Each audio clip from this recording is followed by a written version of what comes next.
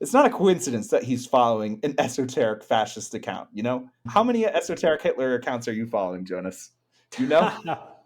Right? Like, that's not something that someone accidentally does. No, So definitely that's not. red flag number one.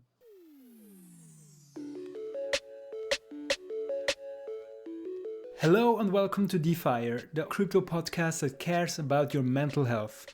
Stop doom scrolling, stop checking prices, and go for a walk in nature while you enjoy listening to this episode. Just an idea. My name is Jonas, and today on the show we're jumping headfirst into the most successful NFT project of all times, the Bored Ape Yacht Club. That's right, these comic monkey pictures that you've seen all over Twitter and even represented by superstars like Justin Bieber, Jimmy Fallon, Snoop Dogg, Eminem, Madonna, Neymar, Paris Hilton, Timbaland, and basketball player Steph Curry. It's safe to say that the Bored Ape Yacht Club is a big deal, but it's probably a bigger deal than most of you would expect. Yuga Labs, the company behind the Bored Ape Yacht Club, has raised $450 million from venture capital firm Andreessen Horowitz at a $4 billion valuation. That's absolutely massive. Earlier this year, Yuga Labs bought the IP rights to CryptoPunks as well, making Yuga Labs the most powerful NFT company in the world. However, since the beginning, Yuga Labs and the founders have been accused of hiding a dirty secret within their NFT collection. Namely, that they have deliberately planted symbols and signs that are racist and antisemitic. When I first saw some of the evidence, I was skeptical. I didn't really see it, to be honest. Which brings us to today's guest, Wave. Wave is a writer and digital art enthusiast. He was also skeptical at first and even wrote a piece on his blog kind of defending Yuga Labs. But as he went further and further into this rabbit hole and as he dug deeper into the founder's past, he completely changed his mind. In this conversation, Wave walks us through the most important pieces of what he and others have found when they were trying to answer the question whether the Bored Ape Yacht Club is in fact founded in racism or not. But before we start the show, a short word from our sponsor. CryptoValley.jobs is a job board where engineers, designers, analysts, traders, and community builders can find cool crypto jobs. Full disclosure, I run this job board. So if you're looking for a job or you want to advertise an open position, please go and visit CryptoValley.jobs. And while you're there, make sure to sign up on the email lists so you're always informed when new jobs are posted on the platform. That's CryptoValley.jobs, and now let's start the show.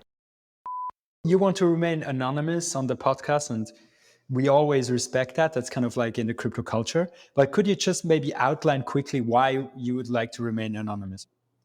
You know, the funny thing was when I first started my Substack and intended to start writing about NFTs and NFT culture and digital art culture, I was really more so intending to do things like interview artists, talk to them about their work, talk about different innovations in digital art. And it really wasn't until I wrote this piece on Yuga that my blog became very Yuga focused. But, I've gotten a lot of harassment. I've gotten, some attempts at phishing and hacking, and there's no shortage of people who would probably like to inflict harm on me over the things that I'm talking about. So at the moment, I'm sort of rolling my docs out a little bit slower than I would have. And I think that's a good introduction in what is about to come in this conversation. I mean, why are people wishing harm on you? Why people try to dox you, etc. And we go into all of that.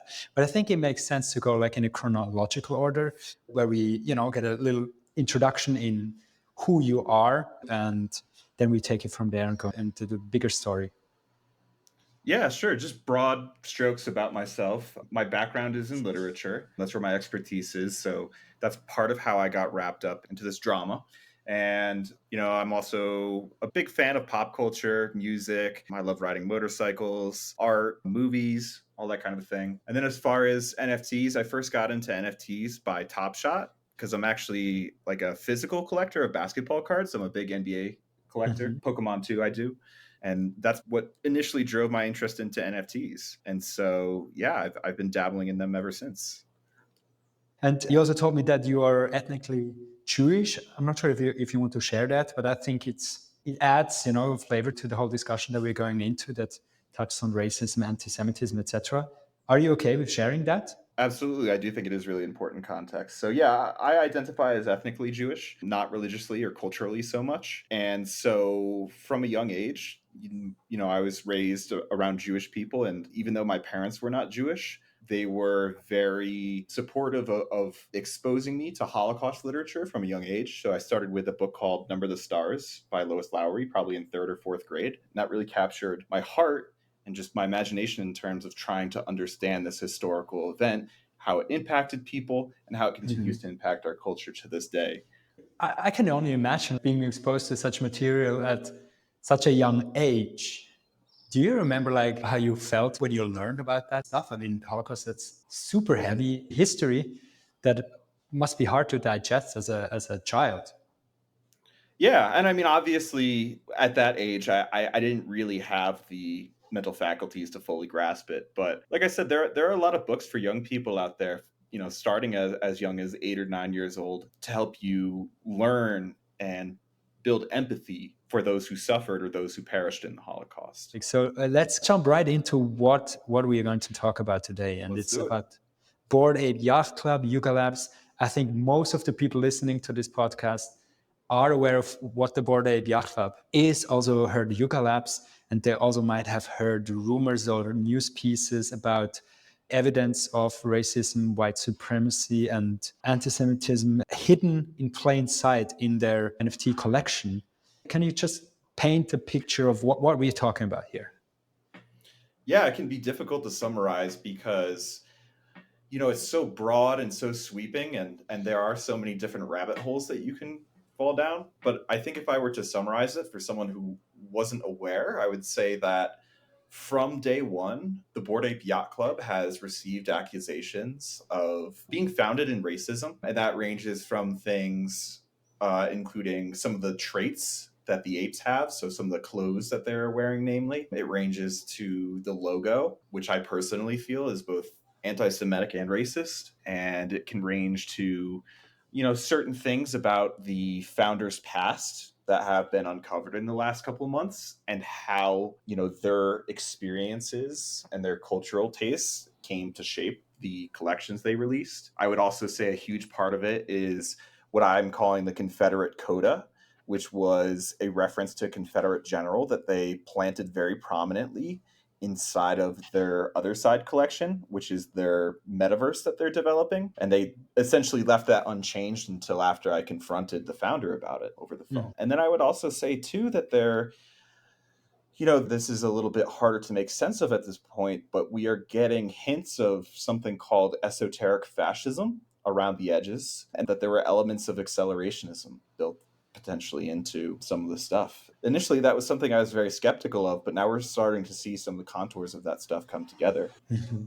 Right now, a lot of prominent people, black athletes, basketball players, musicians, entertainers are using a Bored Ape Yacht Club NFT. And if it would be like very obviously racist, then it would be a question why they do it. But what people are accusing the team of is that they're kind of hidden references. And I found this term, which I learned during this research, dog whistle. And I think it's a beautiful image, but it's basically like a dog whistle is a whistle that only the dog can hear and understand. And that's basically signaling out to only to the people who understand these references and they're, like coming from internet culture, etc. And that's what we're Yep. talking about, right? It's like stuff that, yeah, if you show it to somebody, they probably wouldn't know what you're looking at, why it is problematic. Yeah, the way racism works today, especially in America, is very different. You can't be just like out and out racist. So you have to do it through signals and codes and messages. And there's a lot within the Bored Ape collection that can be interpreted, as you say, as a Nazi dog whistle. And, so I think some of the traits actually are on the surface just purely racist or have questionable elements to them. But then there are others that, it can be up to interpretation, but it's definitely the collection or just the amalgamation of all these different elements that people have called out over time. Like I said, this was day one. Day one, people were saying this is weird, this is racist, what is going on with this monkey collection? And over time, they've had a lot of opportunity to kind of clear the air, and they just have not done a good job of doing that whatsoever. And instead of I think a big part of it goes back to the CoinDesk interview that they did. This was early on, and one of the founders, Greg, who goes under the pseudonym Gargamel, now Garga, he had this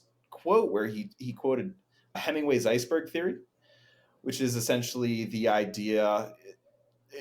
It gets boiled down for people, and so he kind of gave the boiled down version of it, but basically that what you see on the surface just creates the depth of feeling beneath that iceberg. So that there's like a lot of hidden or esoteric meanings beneath the surface of these things. And he said something as well about like none of the stuff in this collection is random, like that we thought about all this stuff very deeply and that there's specific meanings behind it so that when people look at it, they get a chill down their spine.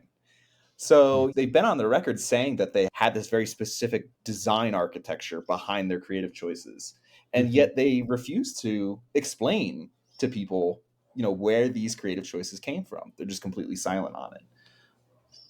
That explains a lot, because if you know a little bit something about racism and the history, already kind of like the apes make you feel a little bit queasy, right? Because apes have been often been kind of like almost like caricatures. Black people have Right. been characterized as apes, etc. When you look at it, and you can pick up on some things almost like subconsciously, Yeah. right? I would say on the first level, the first layer there is what you mentioned is just the fact of the matter of it being an ape collection. And there being a lot of historical association that has been used to degrade and subjugate, especially in America, Black people. In Europe, some of the same tinges, but you may not realize how deeply a role that symbolization has played in actual violence against people in America. And so there is just that layer there of like, what does it mean to have thousands of predominantly white people who are socially representing themselves as apes? And there hasn't been any kind of conversation. And this is where Yuga Labs should be leading a conversation about what are the implications of that, right? What are we conveying to people, intentionally or inadvertently? So I think there's just that top layer right there. And then there are the actual traits of the ape images as well. So it depends who you ask, but if you were to ask me, which of the original Bored Ape Yacht Club traits do I find offensive? The ones that I would say are offensive are the pith helmet and the monkey's paw, which is found in the Kennel Club collection, the fez, the sushi chef headband, which depicts a image of a rising sun buttressed by the kanji that reads kamikaze. The rising sun flag that was in the Kennel collection as well, which is the only one that they've actually ever copped to, making a mistake with and giving people an opportunity to change. The hip hop gold chains as well, the hip hop clothing, which was identified by the ADL as being offensive. The king's robe, the pickelhaube, and the prisoner's outfit. So to me, those are all explicitly or like very like, when you look at it in the context of all of them together, I think that there's explicit racism going on here and that there's explicit bigotry embedded within those. Even if it wasn't intentional, quote unquote, just the thoughtlessness of including these images in the collections and what kind of symbolism that they can convey. But we can go into each one individually if you'd like. I don't know where you'd like to start. Yeah, for me now, actually, it's a good question, because when I think about the traits, and just to explain, the traits are literally like, the clothes, Yeah, the hats, the yeah, clothes. Yeah. the extras, right? That make one ape Right. distinctive from the other one. For me, most of the stuff that you now said, I mean, because it's so much, I would say it's not obviously racist to me, and I am aware of what's going on. That's why I'm having this call. Sure. But I think there's levels of kind of like what is deemed appropriate or inappropriate. I could be Yeah. totally fine with hip hop clothes and gold chains. That for me is not necessarily kind of like a racist, but I think what I thought it was crazy was, for instance, the logo that is modeled off Yeah. a Nazi emblem, right? With and some other stuff like the esoteric fascism, the Yuga references, the name, like the Yuga name, and etc. What that means, what I learned about that, all these things. Yeah, but how shall we? I wonder now, because since we cannot see the things, how do we describe that? So How about this? What if I kind of went through individually the traits and kind of described why I think that there's potential issues with them? And then from there, after that, we could move to the logo. I think that kind of makes sense as a flow because that's kind of the order in which people notice that, there are Yeah, things that were going wrong. Does that work for perfect. you? Yeah, that works for me. So the first one that I mentioned was the pith helmet. When I say pith helmet, do you know what I'm talking about? I think that first, the World War One helmet. No, that's Uh, that's the Pickelhaube, actually. That's the Pickelhaube. Ah, The pith helmet is, they call it the safari hat, I believe. Do you know which one I'm talking about when I say safari yes. hat? Yeah, yeah, yeah. Yeah, so the pith helmet is, to me, iconically attached to Belgian colonists. So if you say Belgian colonialism, I think of the pith hat, right? So some people might say, oh, it's just a safari hat, right? But like it that, and that's where it's like, these things can have double meanings. Is that culture has kind of whitewashed the original, like where those have been used as symbols of power, right? But again, like I said, you think of Belgian colonialism, you imagine, a white dude standing there in a pith hat, in a pith helmet, a safari hat. And so I would say, accordingly, with that, maybe if it was just that alone, it would be able to be dismissed. But they also conceived of the Kennel Club. So the Kennel Club is the first collection that they airdropped to ape owners, which were dogs to go Dogs. along with their apes. Yeah. Hmm. And so in that collection, they had a particular trait for the dog, where the dog is holding, it's called monkey's paw, and the dog is holding the hand of an ape in its mouth, right? And so notoriously, Belgian colonists would chop off the hands of enslaved Congolese people if they were non-compliant towards slave labor, or they would just do it as a show of power to intimidate enslaved peoples. And so, looking at those two images in conjunction, knowing that they were conceived in a similar time period, leaves me feeling seriously uncomfortable. Like, a pith helmet is not something that I would include in a collection about apes. And so, to me, it evokes Belgian colonizers killing millions of Africans, which is a history that a lot of people don't really contend with. To be honest, for instance, I wouldn't have been aware of that. And also, isn't there like a monkey's paw, like a saying with monkey's paw or something? Yeah, so there was an old story written about 100 years ago. I forget what the name of the author was, but essentially the monkey's paw is like, like this trinket that like you can make wishes, except it kind of like messes up your wishes each time. Like it's got like a diabolical twist to it. And so like you see the monkey's paw used throughout culture, like in The Simpsons, for example. But the part Mhm. that like rings weird to me is that the hand in the kennel collection is covered in blood, like implying that like it was freshly cut off. And so, in America specifically, like we don't learn about European colonialism at all for the most part, unless you take advanced courses in high school, maybe. But if you Google Belgian colonialism, first thing you're going to be confronted with is those pith helmets, and it's not going to be hard for you to find examples of colonists chopping off the hands of people in Africa. So like the bloody part is the part that like makes me feel like, no, this is not just like a reference like it's used in The Simpsons. But again, I think that these images kind of work in concert with each other. So, like another one that people have identified as potentially offensive is the fez. And the fez itself also holds like a range of symbolism, not all Can of you which tell me? have Sorry, like, what is the fence? Yeah, I don't know what that is. the fez is the little like circular round hat with like the little tassel attached to it. It's red. Ah, is that like the Turkish Yeah, hat? Google it real quick. It'll come up. You'll see examples of it. Let's see. So Fez is also the name of a city as well, but you'll see Yeah, the yeah, Fez yeah, hat. Yeah. yeah. It's like So a Persian hat.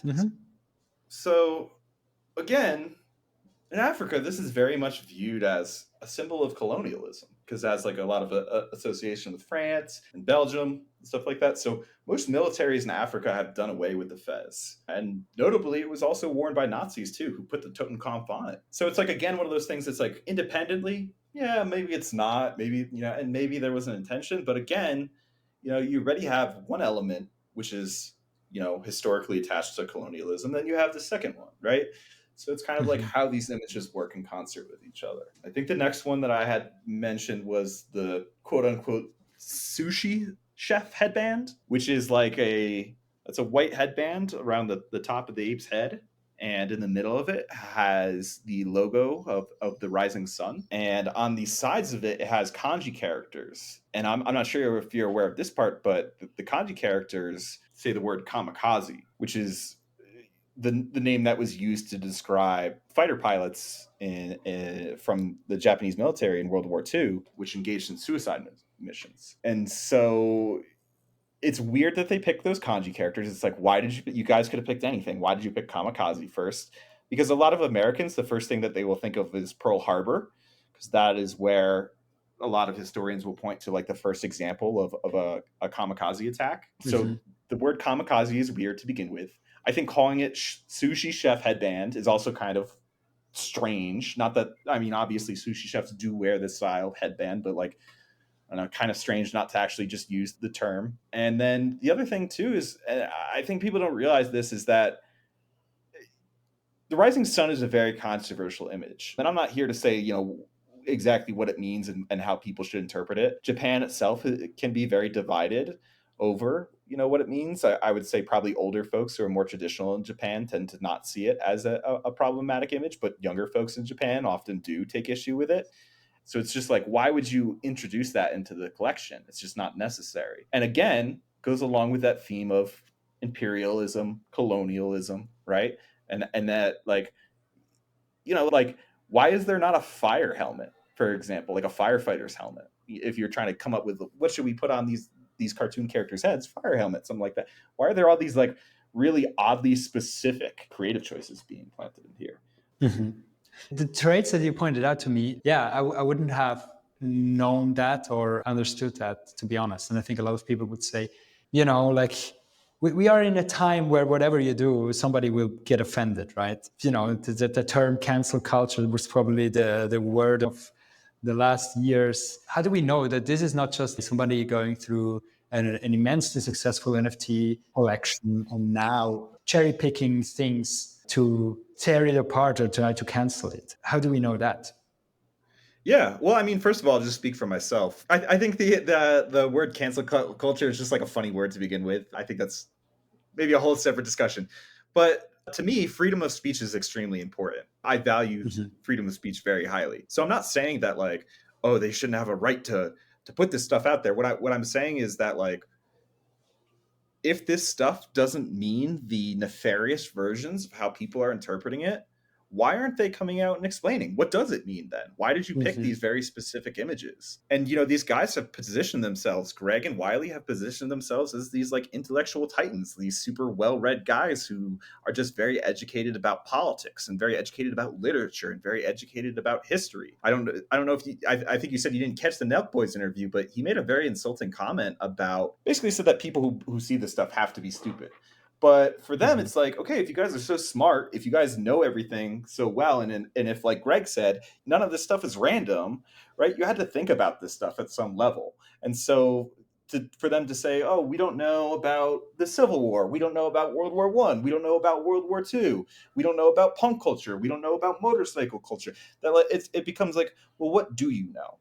And if it isn't the nefarious version of how people are receiving these things, then explain what it is. And they've had well over a year to be able to get out there and say, well, here was the thinking behind the Fez or the pith helmet, and this is the story that we were trying to tell. But they haven't done that. And why haven't they done that? Right. And I think, to me, it's like, they point to intent. Well, we didn't mean to. Well, fine, but like, I know for a fact I show this to my friends and they find it offensive right away. And this is something that's keeping people out of NFT culture. Another hot topic of debate is the logo of the Bored Ape Yacht Club.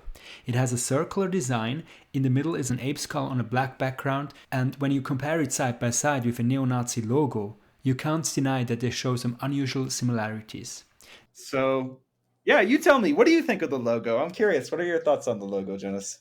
Hey, look, for me, that's like the leading piece. And that's why a lot of people also, when you see the videos and everything that has been written about it, also in the mainstream media, they lead with that similarity. Because if you take the Bored Ape logo, the emblem, with the round circle around it, with the skull in the middle, and you map it on top of a Waffen SS Nazi logo. It's just like striking that it has to have been the blueprint There's a for the connection. logo. Yeah, so I mean, for folks who are listening at home, if you go to gordongoner.com, which is Wiley's pseudonym, this is the website that was created by Ryder Rips. But towards the top, he has a pretty prominent comparison of those two logos side by side, the Bored Ape Yacht Club and the Waffen Totenkampf logo. So the Bored Ape Yacht Club logo lockup shares a lot of characteristics with the Waffen Totenkampf. And maybe I should explain what the Totenkampf is first. Does that make sense? Yeah. So the Schutzstaffel, the wing of the Third Reich's military, had adopted the Totenkampf. It had like a long history in German military, but the SS was the wing of the Nazis that ran the concentration and the extermination camps. And so they wore those Totenkampf logos, which is like a skull, as you said, with 18 teeth. It's facing left. They wore that on their caps and their collars. And then Heinrich Himmler would give out these rings that had the death's head, the Totenkampf skull, out as awards. But when a Nazi officer would die, Himmler would have them reclaimed and I think the idea was that they would be destroyed, right? And so the core understanding here is that the Totenkampf doesn't just symbolize death or danger, but also loyalty, quote unquote, to the Aryan Brotherhood and to their Nazi leaders, right? Mm-hmm. And then so throughout history, culture had kind of kept the Totenkampf alive. A lot of it, you could find prominent images of Jimmy Page, for example, from Led Zeppelin, Ron Asheton from the Stooges, Lemmy from Motorhead, rocking the Totenkampf, right? And so it kind of gotten laundered through 70s rock music. But then in the 80s, nationalism started taking over in Britain, like very prominently. Like 80% of the country was like in agreement with nationalist sentiments, very anti-immigrant. And so the British National Front and some other organizations started pushing the Totenkampf through soccer hooliganism and music culture. And so a famous example of that, and this is why it's important to understand the 18 Teeth, probably the most historically notable neo-Nazi band in existence was the white supremacist band Screwdriver, which was founded by a skinhead named Ian Stewart Donaldson. And so Ian Stewart Donaldson, he had this extremely racist Nazi band. And after he got out of prison, he created a group named Blood and Honor, which is named after the slogan that was etched into the knives of the Hitler Youth Movement. And so he was actually actively collaborating with former members of the SS who still lived in Germany. And he was also collaborating with KKK leaders in the United States to establish Blood and Honor chapters. And this is a group that's still active today. Blood and Honor was active at the Charlottesville rallies. But the connection to the 18 Teeth and understanding that, so they took the Totenkampf. And this is why, because I think listeners might be skeptical, well, like the alphanumeric coding, that the first and the eighth letters of the alphabet, A and H, which form the initials for Adolf Hitler. Combat 18 was the paramilitary wing of Blood and Honor. And they're both active transnational terrorist organizations today that are recognized as terrorist groups by the Canadian government, by the German government, and they have been like attached to assassinations, violence, all that sort of a thing. But yeah, their whole idea was about like exterminating Jews and bringing back the final solution and creating a quote unquote Aryan homeland and everything like that. But they used the Totenkampf and so did Ian Donaldson very prominently. So that was a big part of their imagery.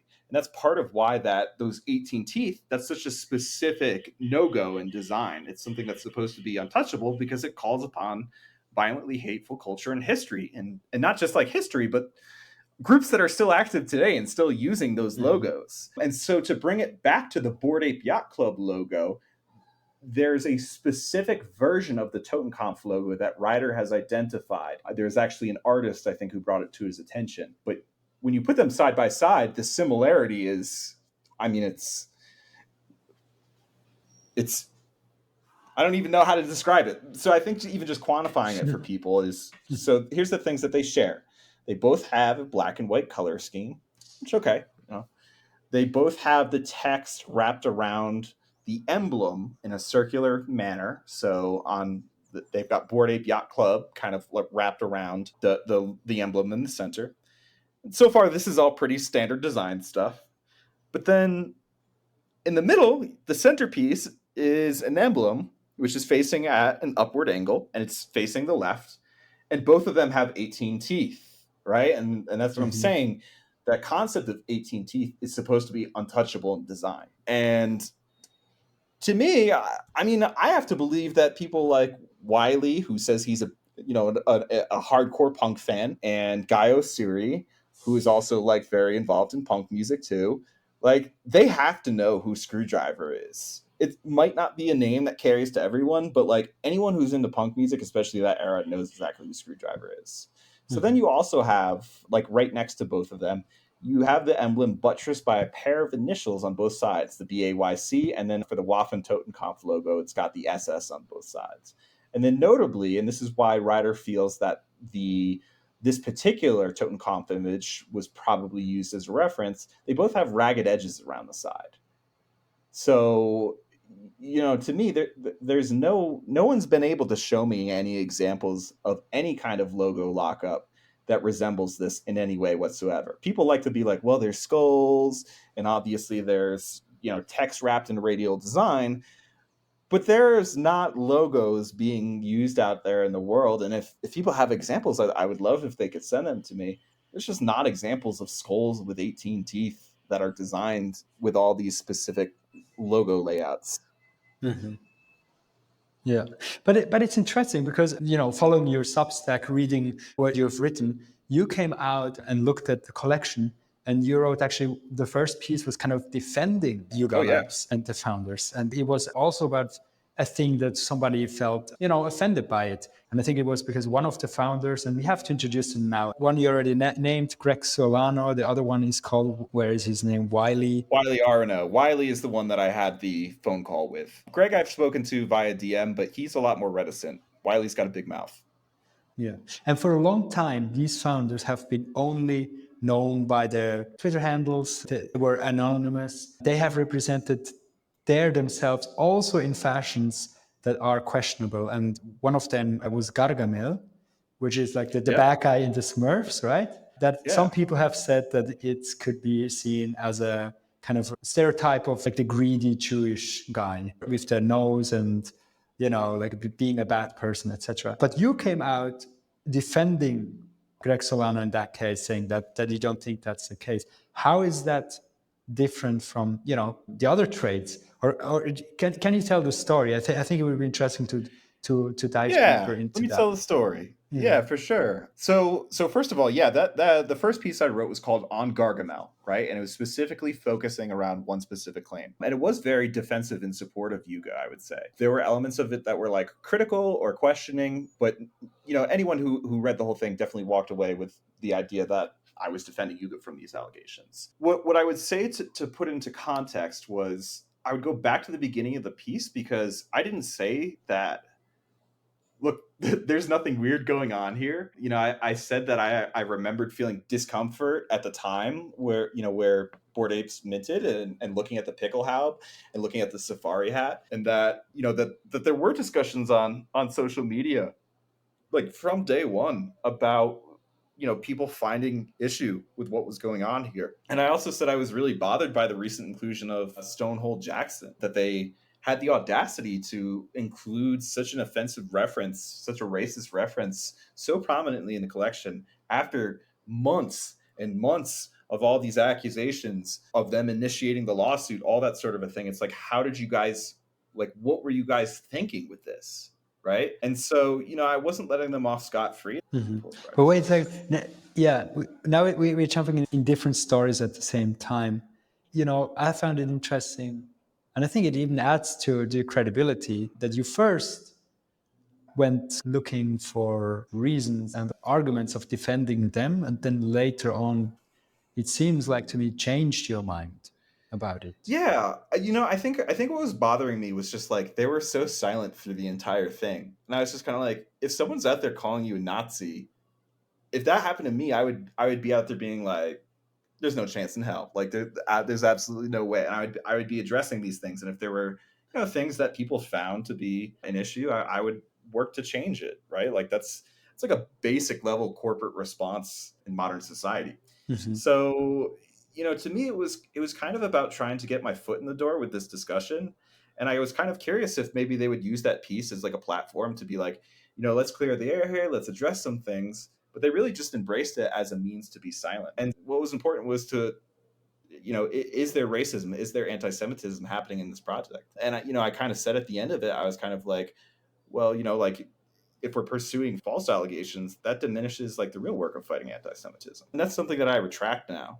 Is that's something that I look at very differently. Is I do think that there is real anti-Semitism that people who were critical of this project were addressing. So that's part of the piece that I regret. But after that, I just kept a very open mind. I listened to people who were pushing back against it. Some people reached out to me. I reached out to some other people. I talked to people in my own life. I kept going into spaces where, people were exercising critical viewpoints. And I kept digging and digging. And eventually, that kind of ended up blowing things open. I think that's an important thing, is being able to change your mind and admit you were wrong. Definitely. I think also what makes it so hard to really know what is going on is plausible deniability, right? As you said before, I mean, each one of those things by itself probably not problematic, but if the references keep piling up, where is the point where you say, okay, it's just too much? And then once you have made the decision, then you can look at all of the pieces with more certainty, since now the frame has shifted to, okay, something fishy is going on, right? Exactly. The thing was, like, after I wrote it, people were like encouraging me. They're like, you should do the rest of the claims. You should do the rest of the claims. And I was very specific just to stick to like one claim that was on Ryder's website, because that was really the only one that I felt like I could, kind of address. A short side note, the claims that Wave is talking about here refer to a website where people have gathered and documented all the evidence of racism and problematic imagery connected to Yuga Labs. The URL is gordongoner.com. It's linked in the show notes if you want to check it out. And the leading figure behind this effort is an artist called Ryder Rips, just as a side note. But one of the claims on this website is that even the name Yuga Labs is a dog whistle for something called the Kali Yuga, which apparently is a fringe alt-right ideology that is kind of mixing up some Hinduism with Nazi stuff. Why is that important? It's important because Yuga Labs was addressing this claim, saying that their name actually was inspired by a character in a Zelda video game. So Yuga Labs has nothing to do with this weird Kali Yuga thing. Keep that claim in mind as we go now forward with the story. And so I kept looking, kept digging, and it just kind of felt like none of this stuff will ever get figured out. It's just going to remain a mystery forever. And then I came across this blog post by this writer named A.T. Wilkinson. And A.T., similarly to me, had kind of put up this post, kind of saying like, hey, there's some issues going on with Yuga, but is this much ado about nothing kind of a thing. But in his article, he had included a screenshot. And the screenshot he was saying was from Wiley's old Twitter account. It was called Wiley Adult, I believe. And so in the screenshot, let me see if I could pull it up real quick. In the screenshot, you see a couple things. The first thing that you see is that he's listed his location as Kali Yuga. So that was it. That was a bomb in the face of their story about we took the name from a villain in Zelda. So that's the first thing that you notice. The second is that... And so Wave did some further digging, trying to find more evidence, going through Wiley's old tweets. And he was using the Wayback Machine, which is basically an internet archive that allows you to access older or even deleted versions of a website, or in this case, Wiley's old Twitter account. So here's what's really weird. As I'm looking at the Wayback Machine archive, literally as I'm looking at it, the archive got DMCA'd as I was in the middle of looking at it. And what does that mean, DMCA'd? So that means that someone issued like basically a takedown request against it, that they have some intellectual ownership over the image. So I didn't know that was possible for the Internet Archive, for things to be taken down from the Internet Archive. And I'm saying literally I saw the active listing and then all of a sudden I refreshed the page and it's gone. I'm like, what the heck is going on Crazy here? coincidence. Right. Yeah, it's just so weird. I've used the Wayback Machine so many times in my life. I have never once seen something get taken down. Certainly not while I was looking at it. All of this seemed a bit strange. almost like somebody was wiping their traces online. Wave started to search for more clues that could be hidden in Wiley's old Twitter account. And on that screenshot, he found an image of a stack of books by an author named Manuel Marrero. Wave will also refer to him as Manny going forward a couple of times. So I go look up this book, Thousands of Lies, by this author named Marrero, and there's a PDF of it online. I open it up, I look at the very first page, which is like the acknowledgments / copyright page, and one of the names in there is Wiley. And I'm like, okay, what's going on here, right? Because, Wiley's not a totally unusual name, but this is probably not a coincidence. But then the other thing, too, Manny's based in New York City and in Miami. It's the same as Wiley and Greg. And then on top of that, Greg Solano, the founder of Yuga Labs, his picture pops up on this publisher's website and says that he's a contributing writer. Turns out that he had contributed both in 2013 and I believe also in 2017 as well. They've wiped that from the site now, his poems that were published on there. So let me just get back on track. I wrote this piece and it's called The Potential Origins of the Name Yuga Labs. The story I put out was kind of confusing. It was kind of rushed, but I put out these questions asking what's the involvement here and what's the actual full story and context behind the name Yuga Labs, because at this point it was obvious it had nothing to do with the freaking Zelda villain. Yeah. I published this and I'm like, I don't know how people are going to receive this. It's hard to even parse what I was trying to say, I could tell. And, it basically gets no traction. Gets like 150 views or something like that. And then suddenly in my DMs, Wiley is messaging me and, he's saying, and I published most of his response, he gave me answers to all those questions. But there were contradictions. There were things wrong with his answers. There was omissions. There's information that he was withholding. And so, he asked me to put them on my blog, right? I wasn't going to do that because I was like, dude, this is my platform. Like, if you want to put your answers out there, you can put them out there yourself. Like, I'm not going to do that for you. But I was like, okay. And then, so I get home, I look at his message again, and I'm like, wait, because here's what he said. He said, give me a second because I want to make sure I quote it accurately. Okay, so he said, since our friend ran a literary journal, Greg published a couple poems with him. Neither of us have read any of their books. Right. And so that's the only thing that he said about the acknowledgement. But I was like, that's kind of the monumental piece of this. Were you thanked in this book or is this someone else? So I messaged him back and I said, you're thanked in a book that you never read? Or does the reference Wiley refer to a different person named Wiley? And the question is kind of, in itself is kind of ridiculous because it's like, okay, obviously you're that dude. So why are you not saying that you're that dude? And so then he says, we grew up with the guy. It turns out they're childhood friends, right? We used to talk about writing a lot, but no, I've never actually read his book. I'm like, what? What? So the dedication is to you. It's taken you 3 times at least right now to admit that the dedication is to you. And then he says, yeah, I'm one of the people he thanked in the book from what I recall. And even that was like, dude, you don't need to recall. You know that you were thanked in the book. And so, I send him a message and I tell him that I know that you're not telling the truth.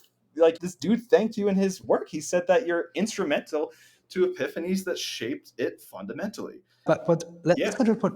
Why is that book, let's say, controversial? What's the issue with being thanked in that book? So at the time, I had kind of scanned through and seen some things that, put up some red flags, but also being in literature, I myself read and even enjoy a great deal of controversial work through music as well, through all kinds of aspects of culture. So it's not like extreme things can't have context. They can have context in literature. So I didn't make any specific allegations in that first piece because I wanted to get the time to actually go through and read. And eventually I did. I ended up reading that book, Thousands of Lies, cover to cover 2 times. I read every single That's interview dedication. and listened to. Yeah, well, I was the accusations I'm about to share are serious, so I wanted to make sure that I was really doing my due diligence around this. And so, I listened to every podcast that this guy had appeared on. I listened to hours of his podcasts. I'd read other works that he published. I looked at some of the other authors that had published under his publishing company. And so,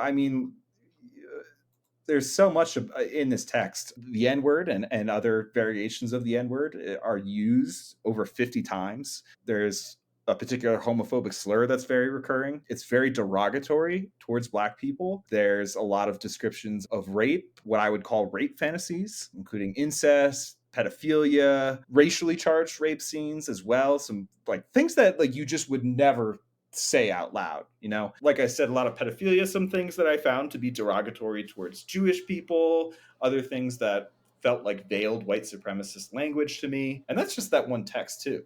So, yeah, there is a big dilemma there with being thanked in that text.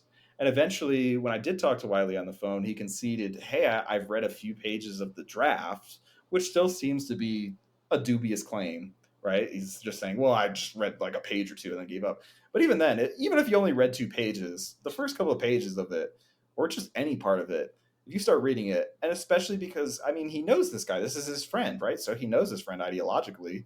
Like, there should have been red flags going off, even if you only read 1 page of it. But I would like to know. I mean, I find it interesting because Yuga Labs is huge, right? I mean, we're talking about multi-billion Talk company. about $5 billion, right? Exactly. So this is, I don't know, this is a really substantial, huge company where the founders are now doxxed. And then there's you being active on Twitter, researching. And I think people can get that from you, that you do a very thorough research and then you love to dive into those evidences. But you're not having a huge reach. You're not like the Joe Rogan podcast. When you say something, the Oh founder no. has to jump on a phone call with you.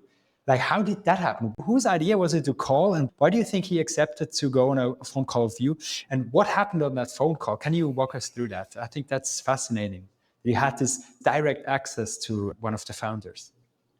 So like that's what was crazy to me, and like this is the dumbfounding aspect of it to a lot of people is like, why did this guy that's in charge of this $1 billion company, why did he call you? Like I said, my post had like 150 views. It didn't catch on with anyone. He probably could have just not called me to begin with and just kind of let it settle out there in the ether. But I think two things. You know, if you look historically at similar examples of stories, is like when someone is being investigated for corruption, it's often a natural response for them to call the journalist and try to get out in front of the story. And so I think that's kind of what his mentality was. I think because he saw how deep that it actually cut, and it cut very close to, you know, the undercurrents of what's going on here. And it really has been a portal into who are these guys? What are they doing? What do they believe? Why are they making these creative choices here? And so I think that was maybe an effort from him to kind of tamp down, you know, the story and kind of just be, oh, it's just a friend. I don't really know him. That kind of like kind of distance themselves from it. And then when I kept asking questions, he kind of lost his self control a little bit and was like, I need to call this guy. So that's what happened is I kept asking him questions about like, what's going on here? You're lying to me, right? Like you're not telling the truth. What is the truth? Why are you being so cagey about this? If this is your friend, just be like, oh yeah, that's my friend. I don't endorse any of the things that are in that book. That, you know, that sort of a thing. He didn't do any of that. And so yeah, he said, I get it. Can I trust that you won't publish my number? And then he sends me his number. And I'm like, all right, do you want me to text you or do you want me to call you? And he says, call is fine. And so I'm like, all right, let's do this then. How did So you wait yeah, a second then before you did that? How did you feel? Like, there's this guy giving you his personal number. How did you feel at that moment? Like, was that thrilling? Were you afraid? Were you nervous? I was definitely perplexed. I'll say that. I was just like, what is going on here? But to me, it was a big red flag because it was like, okay, so he's lying a bunch of times to begin with through our DM conversation. And if he's trying to switch to the phone, what does that indicate? Well, it indicates that there's something that he wants to say that he doesn't want to put in writing, right? Mm. And the things that he ended up saying on the phone call end up being, I think, pretty incriminating for a number of different reasons. And it became clear to me, like, you know, here's why these guys are never allowed to speak to media or like are very controlled when they speak to media. Like there's always a media person in the room. There's always a PR representative standing right by, always ready to jump in, to stop them, that kind of a thing. And it's because the guy just starts spilling information right away. And to me, honestly, seems like a pathological liar. There were so many lies and mistruths that were told on the phone. And I even think, even at that point, he could have like like there were so many opportunities where they could have come clean and said, okay, like let's tell the actual truth here. But There was so much going on that phone call that was just like, oh what my did he god, say? you cannot keep your story straight.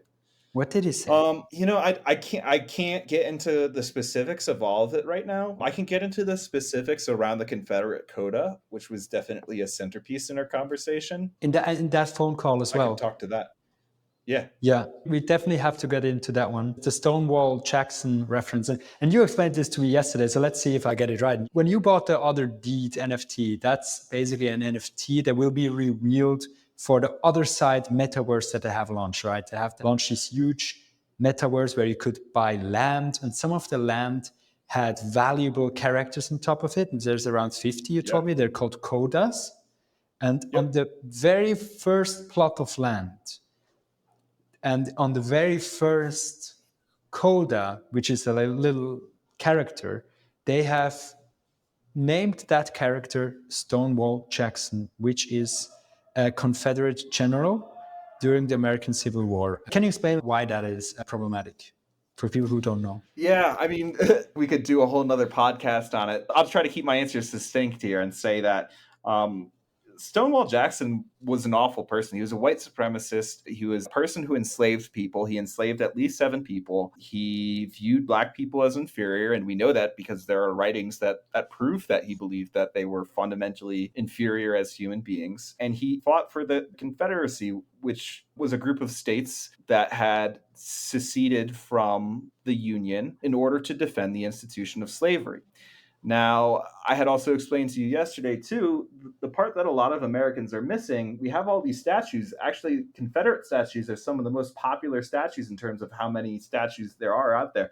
There's almost as many statues of Robert E. Lee as there is, for example, of Thomas Jefferson in America. So the Confederate imagery is extremely prominent in America, right? And so this is a massively controversial and divisive topic within America, although views are trending towards the majority now seeing these as offensive images that need to be taken down. So Stonewall Jackson in particular was one of the centerpieces around which those neo-Nazis who had marched on Charlottesville, one of which ended up killing a counter-protester, they had organized around the Robert E. Lee and the Stonewall Jackson statues. So I mean, American blood has been spilled over these images in recent history. There's also a tweet from Wiley talking dismissively about people who wish to take down these statues. Why are there still so many people who don't feel that these are offensive, right? It's who you ask. It's predominantly white Americans who still have trouble recognizing these as racist images. Something like 80% of African Americans feel that the Confederate statues should be taken down or that they're offensive. And I think something like 90% of African Americans feel that the Confederate flag is a symbol of racism. It's really white folks of mostly particular ideologies in America who still retain their attachment to these statues. Even just from a business standpoint, why would you include so prominently an example of this inside your metaverse in which you can imagine anything? You can literally imagine anything in the world. And the very first thing that came into their imagination, planted on plot number 0, is the Confederate coda, Stonewall Jackson, which is a play. As Wiley acknowledged to me in the interview, it's a reference to the Confederate general Stonewall Jackson, right? And so I made a couple particular demands of them. The demands I made first were about changing the Yacht Club logo, which is what we talked about.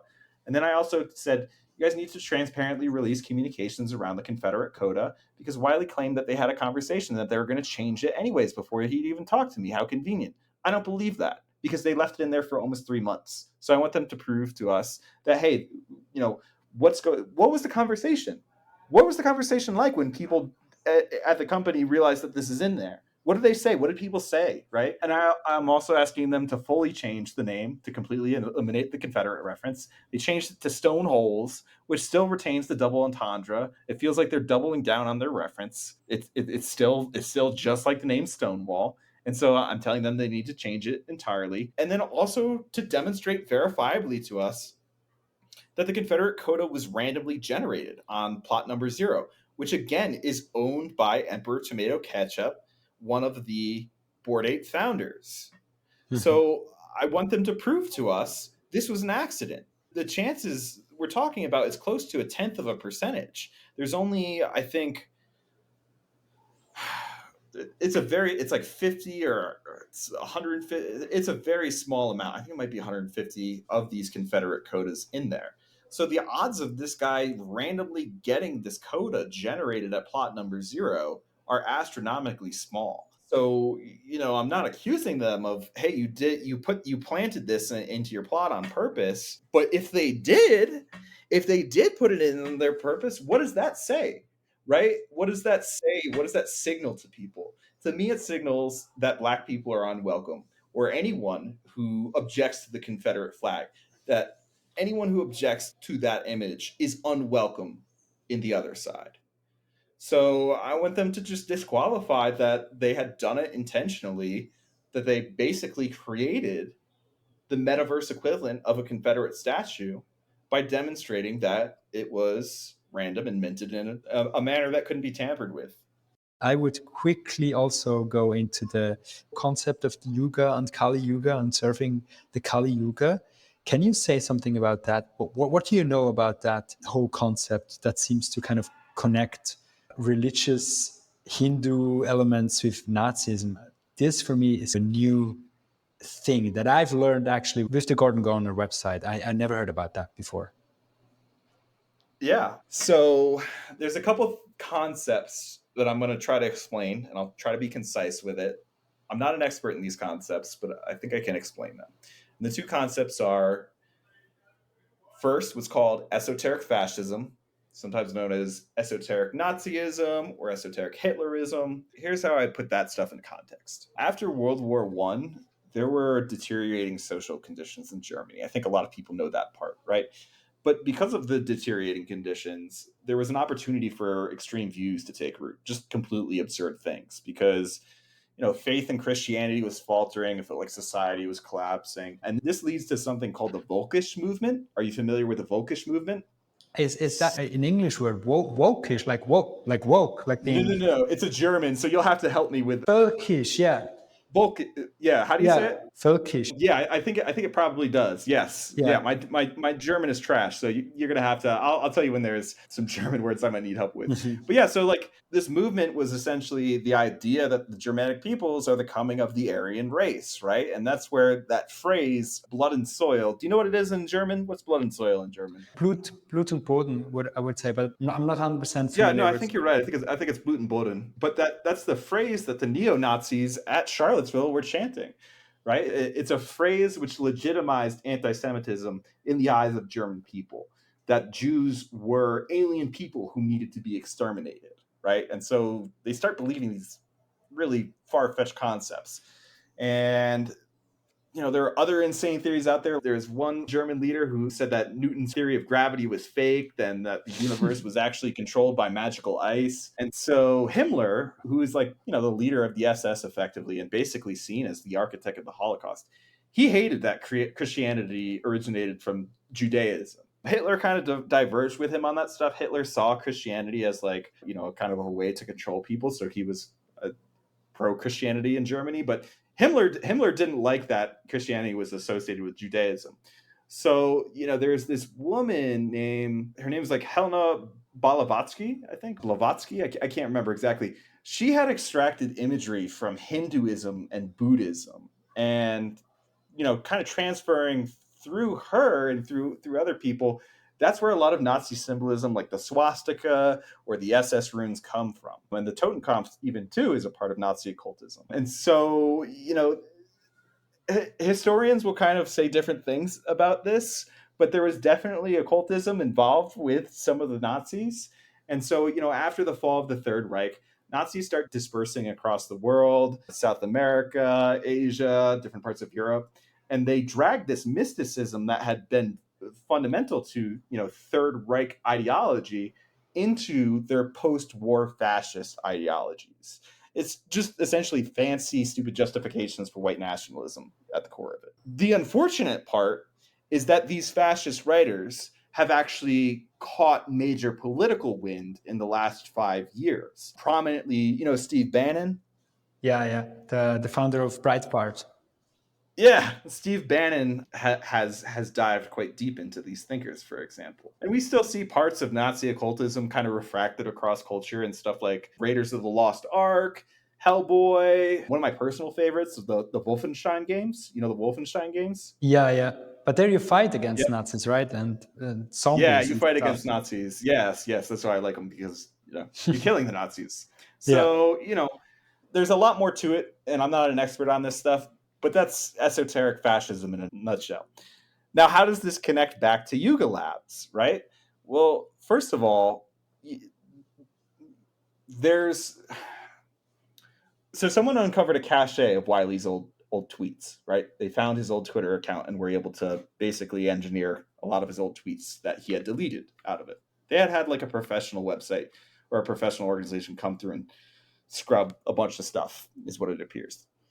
So Wiley was following this esoteric Hitlerist account, all these weird images of Hitler and like the sexualization of hypersexualization of Hinduism and Buddhism, and just these weird things about fascism and everything like that. And he wasn't just following this account; he was interacting with it, and he was commenting on it, and he was putting in like weird comments. So that's weird thing number one, because it's not a coincidence that he's following an esoteric fascist account. How many esoteric Hitler accounts are you following, Jonas? Do you know? Right? Like that's not something that someone accidentally does. No, no, So definitely that's not. red flag number one. Red flag number two is in Manny's second book, the one that's not Thousands of Lies. He wrote this book about a concept called the Kali Yuga. And you know, the Kali Yuga, again, in itself, is not an offensive or wrongful concept. It's a legitimate concept within primarily Hinduism. However, it has been bastardized by some of these esoteric writers, right? And so, for example, Manny's second book, which does mention Wiley's name is in there a bunch of times in the second book. It mentions this Italian philosopher named Julius Evola, and so there were a lot of Italian philosophers who helped maintain this fascism after World War II via esoterics. And so, like, for example, Evola's book, Ride the Tiger, is probably where the term serf, the Kali Yuga, is derived from, because he had this key facet of his beliefs saying, we're in the Kali Yuga, the world just collapsing around us. And so that's what Manny wrote that second book about, is the Kali Yuga. It was evidently clear, like, I mean, this guy, Wiley, had his location set as the Kali Yuga, and that's obviously what they named the company after. The Mhm. Zelda thing is just an add-on after the fact. Okay. Um, Like a so happy that's accident or planned out kind of. yeah. Yeah. Greg is like a very nerdy video game guy, so I'm not doubting that he possibly had an idea of this Zelda game in 2013, or like maybe just looked it up or something like that. But Wiley can't erase that from his brain, that specific word and that carries so much connotation to him as a person who claims to have been a practitioner of Hinduism for like a decade or whatever. How do we know? And maybe that's a stupid question in itself, but how do we know that it's malicious? It's a weird question to ask because you said like the thing in itself is disrespectful for a lot of people and can be hurtful for a lot of people. But let's say we look at it in a more benevolent way. Okay, these guys are nerds. They have all this knowledge in their head. They make this NFT collection, probably didn't have a clue also at the time when they launched this, this is going to be huge. I mean, this is really an outlier, $1 billion NFT project, right? How do we know that this is not just a thing that kind of got out of hand and they just tried to be a little bit edgy and, hide some things? But how do we know that it's intended in a bad way? So here's what I would say. I don't know what the intent of these men were. I don't know what they intended to do, what they intended to create, what feelings they intended to produce. And that's part of the problem, is like at any point they can take control of their own narrative and start explaining and get on the record with this stuff. But I mean, they're like untouchable in that they refuse to publicly address or even acknowledge any of this stuff. And so it can be hard to figure out, what's intentional, what was it intended to do, how do we separate that from how it's being received from people, which is also still an important thing, even if things weren't intended. Like, they're going to say the logo wasn't intentional. They're going to say, oh, we were modeling it after a motorcycle club patch and stuff like that. That's not what matters. What matters is that that logo very much, to me, represents the 6 million plus people who were executed under a Nazi regime, right? And the same thing with like the colonial traits, for example, right? Like those things work in conjunction with each other. You can't tell a Korean person, no, look, this isn't offensive, right? You can't tell a Jewish person, no, this isn't offensive. You can't tell a black person, no, this isn't offensive. You can't tell people what they can or can't find offensive in that way. And it's not just fringe people, it's not just stupid people like Wiley wants to make it seem. It's thousands of people who are perfectly intelligent and can see at the very surface something is not right here. So I'll give you one more example too. So thinking too about that esoteric fascism connection, right? The world that they've designed, the other side, if you go to it, it very much resembles, intentionally or inadvertently, it very much resembles this concept that the Nazis had called hyperborea. So Evola and this other philosopher who's been kind of attached to the Yuga stuff, Rene Guénon, believed in this imaginary place called Hyperborea at the North Pole, right? And so Evola didn't actually believe that man evolved from ape. He believed that people were devolving, degenerating into apes. That's the language that he used as a consequence of straying from the north, right? Straying from Hyperborea and moving towards the south. And this was ultimately a justification that was used for racism. You go to the map that on the other side website, it is difficult to say that it does not resemble Hyperborea, intentionally or unintentionally. But the thing about that is, if you are planting such kind of imagery in the collection, and with Stonewall Jackson, we have confirmation that they put racist stuff in there and they knew it. They knew, right? Everyone who's participating in this is not participating in it consensually. Your audience is being left in the dark and people are being mocked and made fun of by these little inside jokes that you have, right? Because you're saying we have all these specific reasons for why we created this world, and then you're not explaining any of that. You're not doing any storytelling. These guys are supposedly master storytellers, these creative writers and stuff, and they're not doing any storytelling around it. So yeah, of course people are going to start wondering, and of course people are going to start asking questions, and they've passed up every opportunity to get out there and clarify. Mm-hmm. You wrote in your post that you have yourself invested in the other side. You do have an NFT. So I wonder, why did you invest in it at the time when you were? Have you been aware at the time already about these things? If you knew that it's questionable, why did you invest in the other sides, for instance? Yeah, I mean, there were things about the Bored Ape collection, like the pickle hab, that stood out to me right away. The safari hat as like this isn't right. Mm-hmm. And I think the hard truth is that money clouds people's vision. And even though I wasn't invested in Yuga Labs, I was invested in the rest of the NFT ecosystem. And there still is a perception that like the success of the NFT ecosystem rests within the success of Yuga Labs because they have such a strong monopoly over it. So unfortunately, I allowed myself to look past things and I regret that. I apologize to people too for not using my platform or not using my voice to speak up earlier and be truthful about what I was seeing and what I was feeling.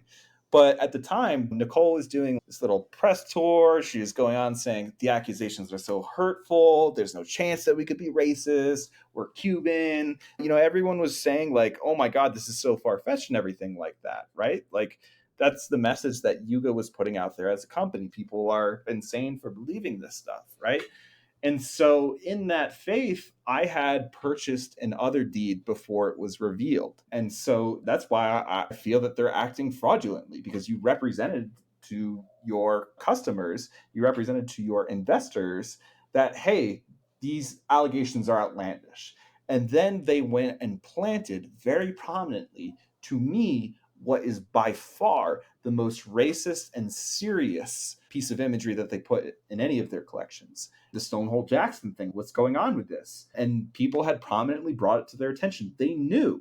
And Wiley acknowledges they knew, right? But they leave it in there for months. And it literally took me confronting the founder and then That nothing happened after that. And then I confront their media management representative.